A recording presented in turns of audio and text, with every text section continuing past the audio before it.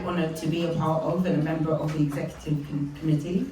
My name is Councillor Kemi Akiola, and I am not the bad Kemi, the good Kemi. I'm Deputy Leader at Wandsworth Council, where I also lead on business, and as I was saying to someone else, also we're London Borough of Culture this year. So that's great. Yes, thank you. I really appreciate you all being here, especially the sisters who are here. Whoever in the back is talking, please. Thank you. Especially all the sisters here. I'm a small business owner myself, so I know how difficult it is to juggle both, being the founder, being the person that pays the bills, that sorts out the issues with the staff team, that does the HR, that sets up the email addresses, and then you go home and you also have to run the house, and if you have children, you also have to manage them as well. And that's a lot of work. We appreciate all the work that you do, and I think you owe yourselves a round of applause. Sorry, I think you owe yourselves a round of applause. So the purpose of this event, as well as to chit-chat and support each other, is to discuss how we and the Labour Party can be connected in a symbiotic and a supportive relationship. So I'd just like to set the scene, and I'm sure our amazing lineup of speakers will go deeper into this, with a start-up for 10 of what the Labour Party has already done for us.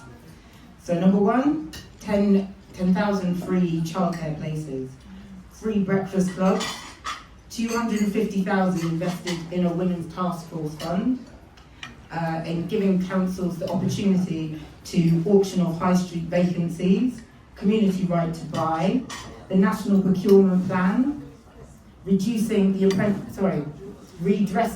apprenticeship programme, which is pretty annoying. I have to work with that all the time. Tackling late payments, Great British Energy, and also workplace rights from day one, which is very important to all of us. Yes, you can do a round of applause. Well done, Labour. So, just before I hand over to our keynote speaker, I just want to say, amazing lineup today. Please take the opportunity to network with each other, but please respect our speakers who've given up their time to be here, and keep the noise down to a minimum. So now I'd like to hand over to MP Anneliese Dodds, who is the MP for Oxford East and the Minister for Women and Equality. Thank you so much. I have to say, sorry about this, newsflash everyone, I was the Minister for Women and Equalities and also for Development. I stood down from that because of one policy disagreement. That's one policy disagreement. I am so proud of all the other policy that the Labour government is delivering for businesses and for women. I'm really, really delighted to be here, and above all, to be here with such a buzzy, exciting, inspiring room full of incredible business women, community leaders. Yet again, SME for Labour has truly brought together an incredible group of people.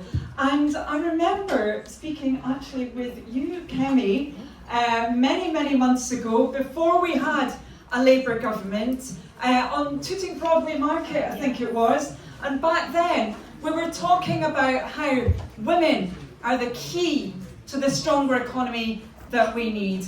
We know that if we unlock women's entrepreneurship, the huge boost that can give to our economy, we know that if we enable women to be able to work in a way that works for them, what that can do to strengthen our economy as well, to get wages up, to get more spending into our economy, something that, of course, wait for it, the first ever female Chancellor has been absolutely determined to push forward, Rachel Reeves. And I'm really pleased that what we talked about when we were in Tooting Broadway Market now is becoming a reality, because we are unlocking that women's entrepreneurship, working with the British Business Bank to make sure that that happens. We also talked about the action plans, the equality action plans that we were going to put into place. Now we've got that legislation out there, so that us teenagers, there are a few others of you here, the women in their 40s, 50s, 60s, I can see a few of you, so that, for example, if we experience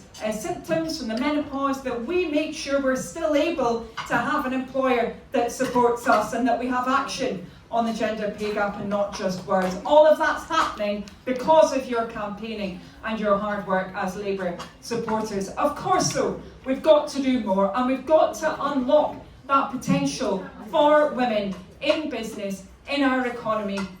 Above all, making sure that your potential is realised, because we need to see that change in our economy. And this is very personal actually. For me, I remember being in this room with a number of you before from SME for Labour.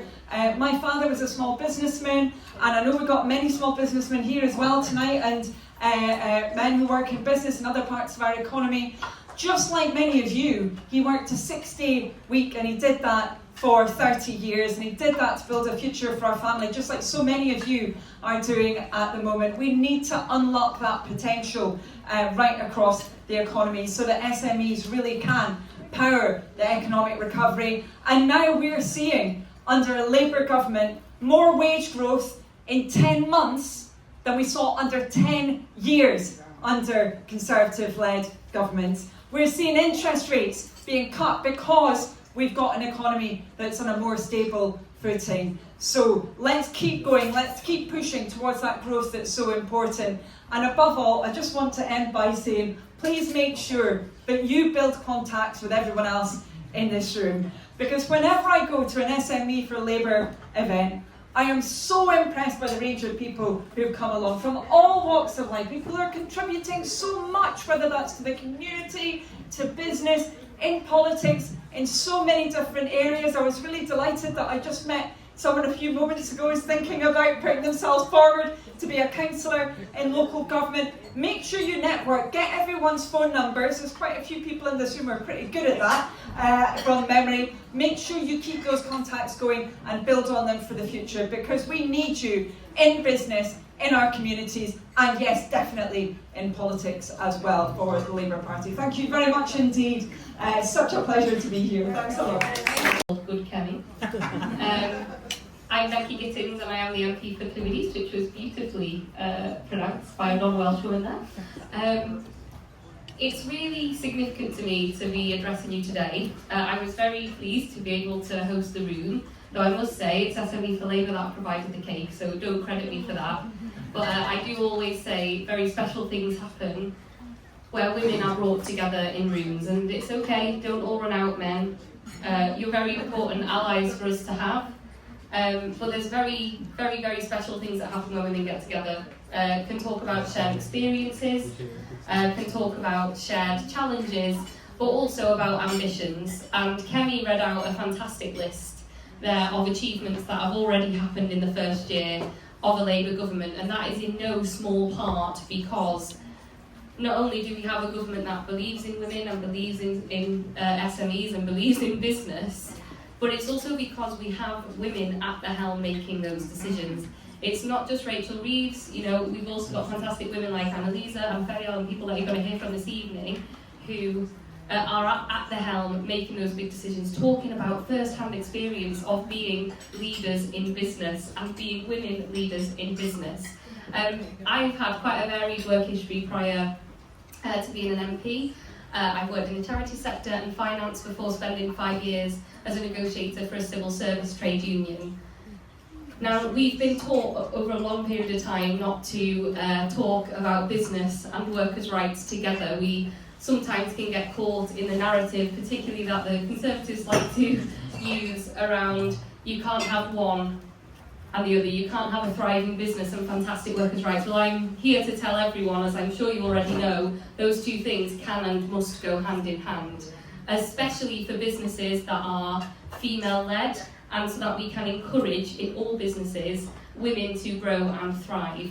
We hear a lot about having female-friendly practices in our workplace, whether those are maternity leave, whether those are menopause, lots of things around flexible working. But we also know with the Employment Rights Bill, we are extending those rights, but we are also giving more rights for bereaved families and also for paternity leave. We are not just welcoming our women into business, but we are also making sure that as a society we also value dads and the role of men. And actually, this is a huge progressive step for us all, and something that we need to treasure. because our businesses are all richer when they recognise the important work that everybody can contribute. You know, how are we supposed to have the most forward-thinking ideas? How are we supposed to market products to 50% of the country or the world if we don't have those voices around the table? And this is a government that's absolutely putting them at the forefront. So I won't chat at you for ages because you are in a very, very warm room, in very close proximity. But to echo what Anneliese has said, out of here today, everybody try and swap numbers with at least 2 people, do your networking. Amazing things happen when we come together, particularly as women, women-owned enterprise.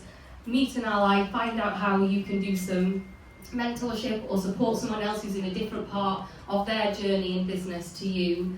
Make the most of it, because the Labour government are absolutely here to support you. We want you to thrive, and we are already, particularly in Wales, where we're seeing a huge amount of inward investment, must give a plug. We are already seeing the benefit of giving that confidence to our SMEs, and you are paying it back tenfold. So thank you for being on this journey with us, and thank you for coming here this evening. State for the Department of Science, Innovation and Technology, and the MP for Enfield North. And I was lucky enough to speak at LGA conference, I think it was like 2 weeks ago. Oh, goodness. And you have lots of very important things to say, so welcome. Thank you. Thank you so much. Thank you. First of all, can I say a massive thank you to SME for Labour for hosting tonight. So I'm the Minister in the Department for Science, Technology and Innovation, and I'm responsible for AI and digital transformation. And as you guys would have probably seen, this Labour government is quite hot on AI at the moment and digital transformation. Earlier, when we came to government, we started developing our AI Opportunities Action Plan, which the Prime Minister launched earlier this year. And we're also looking to transform the digital services across government and trying to get public sector to adopt AI. And so I get to meet lots of startups. The tech world is no surprise to you guys, it's full of tech bros. There are many, many rooms, unlike this room, when I walk in, that the majority of the people in that room to talk about tech are men. So we are incredibly keen to make sure that the opportunities that we create, when we talk about supporting SMEs, that we are supporting women in SME businesses. So we are, as a government, overhauling the way that we do procurement. Because at the moment, the government's procurement processes are very much dominated by some of the largest companies, and there isn't the opportunity for SMEs to have access. So we are overhauling the procurement process to give access to SMEs. But recently we had a London Tech Week, and at that event we had an event for women. It was called like the 50 most influential women, and I got to meet some of the most amazing brains in tech and some of the most amazing companies led by women. And I got talking to them, and I was thinking, I thought, I was into science, lots of women are into science. Why aren't we getting, so we're doing all the work, why aren't we getting the companies coming forward? And it wasn't so much that the women aren't coming forward. You do have plenty of female entrepreneurs, but it's where you get venture capital investment. Women are still with companies that are owned by women, and when they go for seed funding, when they go to try to raise funds, aren't attracting funding. So we have in this government programmes through Innovate UK to support female-only businesses to succeed, because we know, we are 52% of the, I'm increased by 1%, we are 52% of the population. Anneliese said 51, but I'm saying 52. But so we absolutely need to have, if we were to have even the slightest equal, half the amount of investment going into male-owned businesses, into female-owned businesses, can you imagine the transformation? Can you imagine the kind of medicines, the technology that will come forward that looks at women's issues? It will be transformative. So Anneliese said something that was incredibly important. I know it's a very hot room, there's lots of us in here. Please make connections. Networking is one thing that women are usually not great at. So use this opportunity, make use of us. There's quite lots of us in this room as members of the government. So please come and say hello, tell me what you're doing, tell me how I can support you, your organisations. Oh, that's not good. But let's try to ensure that the next generation of companies that are coming forward to transform our industry, to transform this country, have a good representation of women across it. So thank you for being here. Thank you for supporting SME for Labour. And thank you to SME for Labour for supporting all these women. Thank you. So next, we have Sonia Kumar MP, who doesn't know this, but I was actually born in Dudley, and she's the MP for Dudley. So we look forward to hear from you. Thank you.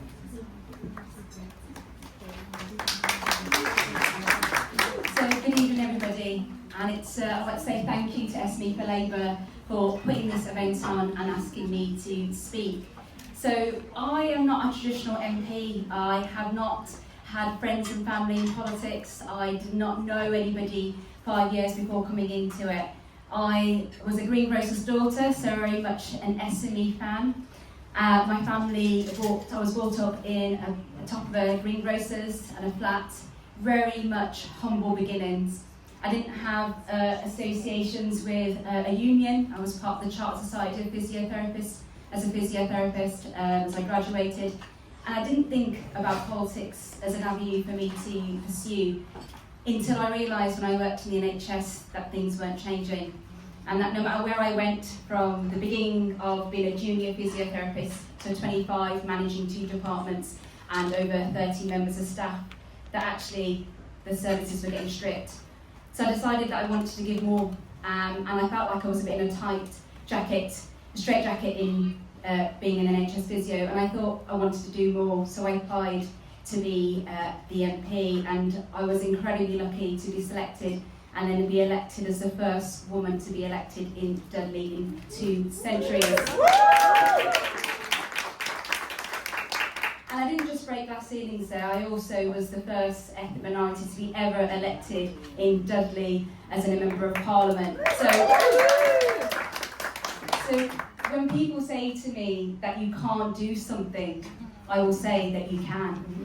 And I am very much someone standing here saying that you can do this. So any woman in here that is starting a business or considering that actually I'm making some soap or I'm doing some beauty, which a beauty industry is so incredible for women, and we carry about over 90% is just women in this industry, and it's bigger than pubs. Yet we don't have any recognition of what we're doing. So when I met them, and the Beauty Council in particular, I said that we should be pursuing this and looking for how we can get investment. Now, this could be the back of your kitchen, in the shed, in the garden, or wherever else that you want to set your business up. I definitely think you can do this. But we need to be doing this by not just talking about it, but actual action. So I'm really glad that the government's put in for Innovate UK and Invest a Women Task Force, because as we've already heard, that only 2% of equity goes to women. Now that's 2 pence, if every £1 is going to women, female-led businesses only, and I think that's absolutely disgraceful. And that needs to change, and the only way that can be changed is if we have more women coming forward with their business ideas, saying that they can do, women in STEM, women in beauty, women in any tech, that you can do it, then it forces people around the table to listen. Now, anyone in here, I want you to lobby your MPs. Now, don't sit behind, I'm not sure whether I should end in the email, I don't know whether I should invite them to come and see me. I want to see every single female-led business in Dudley, and I want them to open their doors. I want to talk about it in the chamber, I want to do written questions about it, I want to lobby the ministers, I want to lobby, Johnny about it and say, Johnny, what are we doing for women? So today, the message I'm sending you is that you can do it. So that's first of all. Don't ever think that you can't invest or do a business, I'm scared, I'm worried. If I can be an MP And no one thought I could do it. And so many people say, oh, you know what, you're too young. You need more years in politics. Oh, you probably should be a part of a union. You probably should go for a councillor. There's so many times women get told they can't do something, but they can. So you've got to believe in yourself and in your dream and your aspiration. And then I would say you push far. Every door, you push the door open. No one's going to open these doors for you. You've got to be the driving power for this. And you ask for more. And you lobby anybody and everybody you see. And lastly, I think I agree that we do need to network. We're terrible at it. We think, I don't want to speak to that person. Have a hit list. So when I wanted to go to an event, to a Labour event when I was wanting to be an MP, had a hit list of 5 people that I wanted to speak to who could maybe open doors. So it could be your chamber that you want to speak to, it could be UK exports, it could be the minister, it could be, the council, it could be, if it's in the West Midlands, West Midlands Growth or whatever the hub it is in whatever region you're in. So my message to you is please dream, please think big, and please keep pushing us. Thank you. I'm introducing Rita, who kindly has allowed me not to say her surname because I would definitely pronounce it wrong. And she is the CEO and co-founder of Reg Metrics, University of Oxford spin-out. So big round of applause. Thank you very much. And I'm one of those female tech founders. Yes. First of all, I just want to tell you a little bit about my business and how we are helping the medtech companies, and also a little bit on how I think the UK government can help us. So I am the CEO of Regmetrics, and we develop regulatory compliance software to support medical device companies. I know it's a mouthful, but our mission is to simplify the really complex and costly regulatory process, ensuring safe and effective devices reach the market to benefit patients. So many medtech companies out there, female-led or male-led, particularly SMEs, often struggle and even fail due to the regulatory hurdle. So this is why simplifying the complex regulatory pathway is crucial for their growth and for the rapid adaptation of vital technologies. At Regmetrics, my company, we provide a digital and scalable solution to accelerate their journey and set them up for success. As a female founder in the UK, I've been fortunate to receive support from governmental initiatives like Innovate UK, so thank you very much. While I'm very grateful, I believe the government can do more to support innovative and disruptive technology companies like ours. So currently, when I receive support from the government, they often use traditional consultancy. Instead of digital solutions, they are often readily available. So in fact, we have many examples where governmental funded initiatives, those that are supporting medtech companies, loved our digital solution, right? However, they were unable to champion or unable to signpost our solution to those medtech companies they needed the most because of the current framework that they put themselves onto. They're not allowed to put one company over another.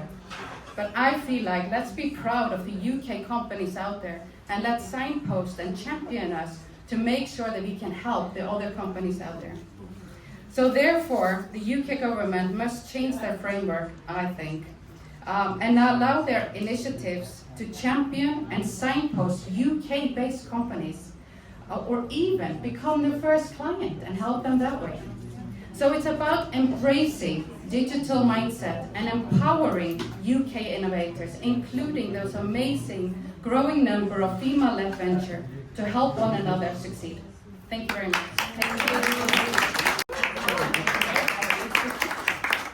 Good evening, everyone. Thank you so much for this opportunity to speak here today. As said, my name is Noxula Hatongo, and I'm founder of a culturally driven creative agency, and we focus on helping companies and brands connect their diverse audiences, because 80% of multicultural ads and marketing do not reach their audience as well, which is a very high number, or don't represent someone in Britain today. So we help brands and companies to connect meaningfully with those diverse audiences. But that's not my reply today. I think today when I was asked to speak, I wanted to actually talk about the impact, that female businesses make on this economy and how many opportunities that we create for the community, for jobs, and how we still need help by our government in order to grow and to scale, specifically for Black-owned female businesses. So I'm just going to put some numbers out there just to put everything into perspective. Female businesses bring in about 105 billion to this economy annually. But out of that, only 15% of female businesses are fully staffed. And when I looked at the numbers for Black-owned female businesses, I couldn't find them. They are underreported. Though it's said that Black female-owned businesses are one of the fastest growing entrepreneurial groups, but the numbers to support that growth, we can't actually track them. And not only to add that is that we have the biggest barriers to scale when it comes to building our businesses. Most Black-owned female businesses are bootstrapped, with only 0.02% of venture capital funding being given to these founders. So we really need the support from our government. We need access to resources, education. We need access to networks where we're able to build the right relationships. We need investment into procurement for public contracts. We need workshops where founders are taught how to raise capital, how to reach investors. We really need the support because Black businesses actually bring in 25 billion annually to the UK economy. So it's no longer a conversation about fairness and representation, although that is important. It's economic growth. The more we support female-led businesses, the more we support Black female-led businesses, the greater we grow our economy financially. We create more jobs and we actually elevate all communities. So it's amazing to hear the work that's already been done by the Labour government in helping female founders, but it'd be even better to see how we are supporting Black female-owned businesses and helping them grow and scale. Thank you. Founding chairperson of Women on Board Association at home. Thank you. Women on Board Association in Turkey, an international executive coach. Yeah, and leadership consultant. Big round of applause, please. Thank you so much. It's an honor to be here. And I will try to be relevant because I'm a new Turkish-British citizen and getting used to and warm up these events, definitely. When we talk about women in leadership, we generally talk about it as a matter of compliance or metrics. But actually, I invite you today to think about it as something deeper, as a moral and societal imperative that shapes the world we're building. It is definitely not a woman's issue. It is a leadership issue, and it's a global one. I'm saying it as one of the lead coaches of the most international business schools. It is a leadership issue, and it's a global one.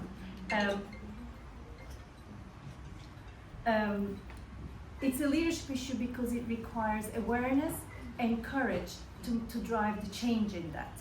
And I'm going to share 4 reasons why, and I'm going to relate it to with my roles. First one is we need a human-centered economic system. And when we are working globally with people from all over the world, it's a global problem. And we know that when women lead, we lead with more conscience.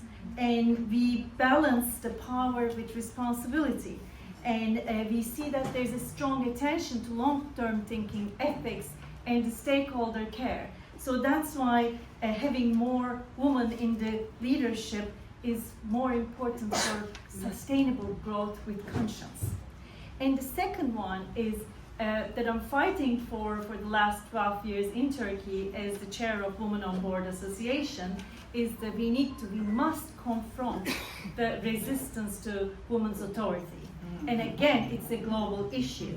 So unconscious bias is still a powerful barrier. And research shows that both men and women generally either questions women's competence or they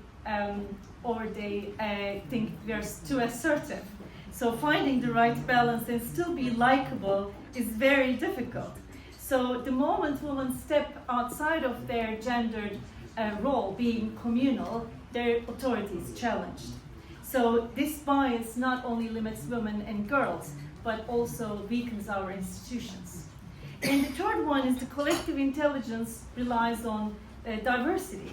So collective, especially the gender diverse teams, are taking healthier and more robust decisions. And complex problems require plural minds, and not because for the sake of the representation, but for a wiser and adaptive leadership. And the last one is, it's about justice, not about performance. Yes, when we have more women, it positively impacts the bottom line results. We bring more money, but it's important for the historical exclusion. And a society that blocks half of its talent from the top, it's not just unjust, it's also strategically not wise. And including women in power is a design choice to show the next generation that leadership is about a contribution and not about a legacy that they inherit. So let me be clear, making space for women to lead is not a favor, even though the world is, there's progress, but also there's a kind of going backwards a little bit. It's not a favor, it's a step towards wiser, sustainable, and more ethical leadership for the future. Thank you for making this happen.